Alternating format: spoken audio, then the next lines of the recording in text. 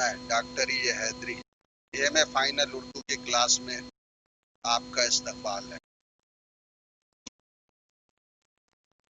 محاسن شاعری پر گفتگو کا سلسلہ میں نے جو شروع کیا تھا اس کے نیکسٹ مرحلے میں آج مجھے جو ثنائے اور بدائے پڑھانے ہیں ان میں سب سے پہلے مبالغے پر گفتگو کروں گا۔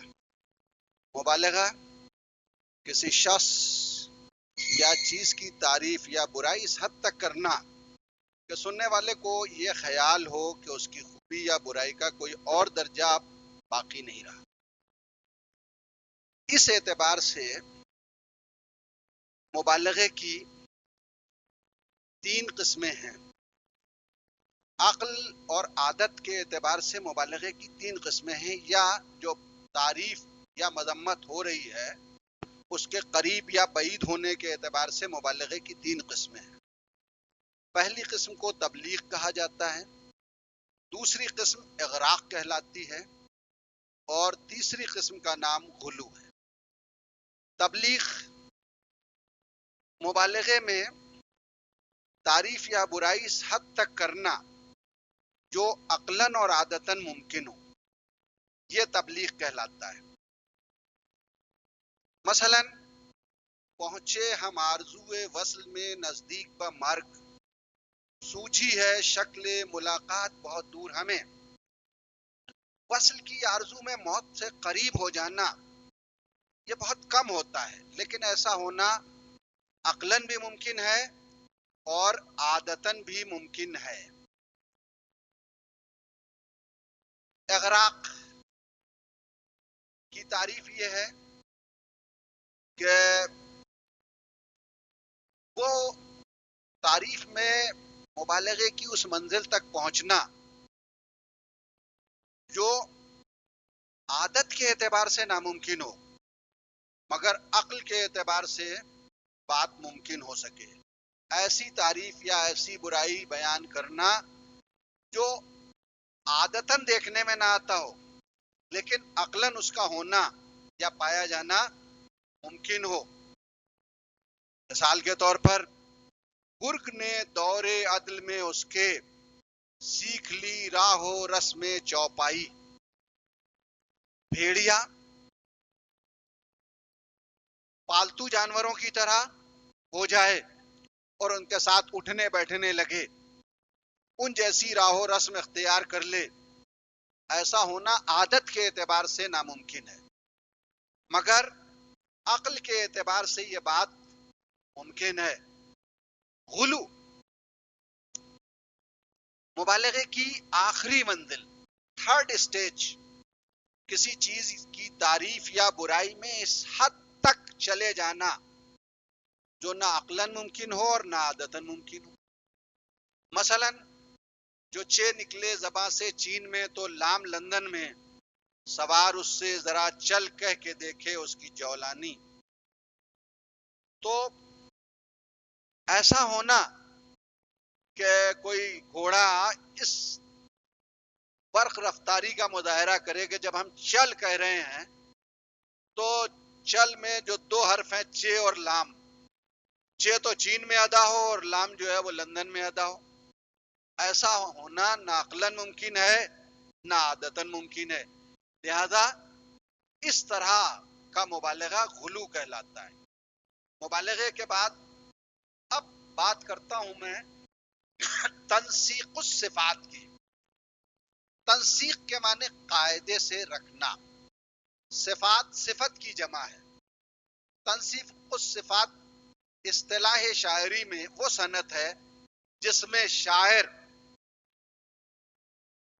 خوبیوں کو یکے بعد دیگرے ترتیب سے بیان کرتا ہے، یعنی کسی شخص یا کسی چیز کی تعریف اس کی خوبیوں کی ترتیب کے اعتبار سے بیان کرنا تنسیق الصفات کہلاتا ہے۔ مثلا گھوڑے کی تعریف میں یہ شعر: خوش خو و خوش خرام و خوش اندام و خوش لگام، گل پوش و تیز ہوش و سمن گوش و سرخ فام۔ یہاں اس کی اچھی عادتوں کا تذکرہ ہے، پھر اس کی اچھی رفتار کا تذکرہ ہے، پھر اس کے بدن کے اچھے ہونے کا تذکرہ ہے، پھر اس کے لگام کے اشاروں کو سمجھنے کا تذکرہ ہے، پھر اس نے جو پھولوں کی چادر پہن رکھی ہے، یا اس کا جو سینس ہے، یا اس کے جو کان ہیں، یا اس کی جو اسکن ہے، کھال ہے، اس کی خوبیاں بیان ہوئی ہیں۔ یا دوسرا شعر حضور کی تعریف میں، حضرت محمد مصطفیٰ صلی اللہ علیہ وآلہ وسلم کی تعریف میں، کہ سر تاب قدم ہے تنے سلطان زمن پھول، لب پھول، دہن پھول، زکن پھول، بدن پھول۔ یہاں بھی لب، دہن، ٹھڈی اور بدن کے صفات یکے بعد دیگرے بیان ہوئے۔ اس کے بعد اب مجھے صنعت شاعری میں آج جو گفتگو کرنی ہے وہ تضاد کے موضوع پر۔ تضاد کا مطلب ہے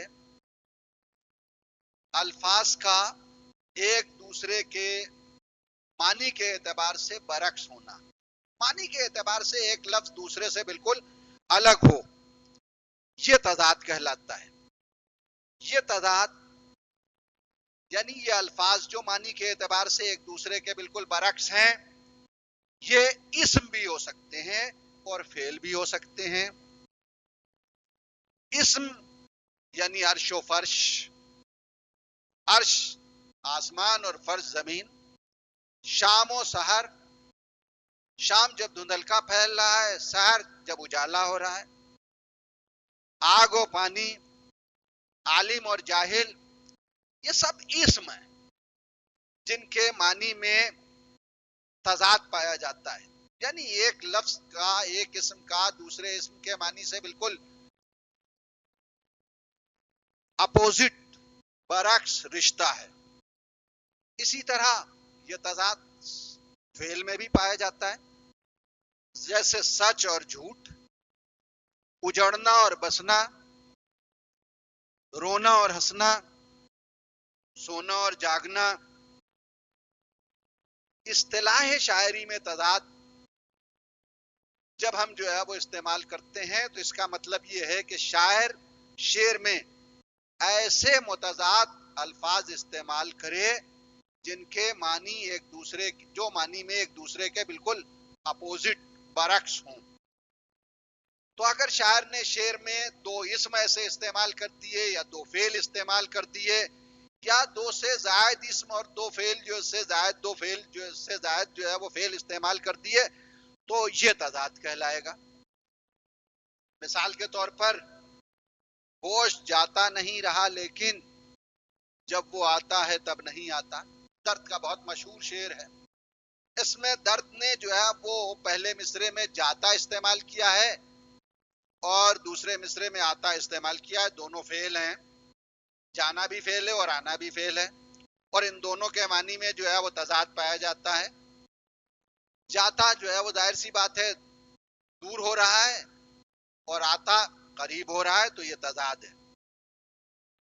صبح ہوتی ہے، شام ہوتی ہے، عمر یوں ہی تمام ہوتی ہے۔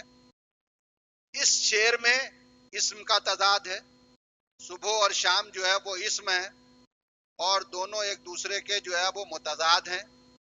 صبح اور شام کا معاملہ جو ہے وہ ایک دوسرے سے متضاد ہے بالکل۔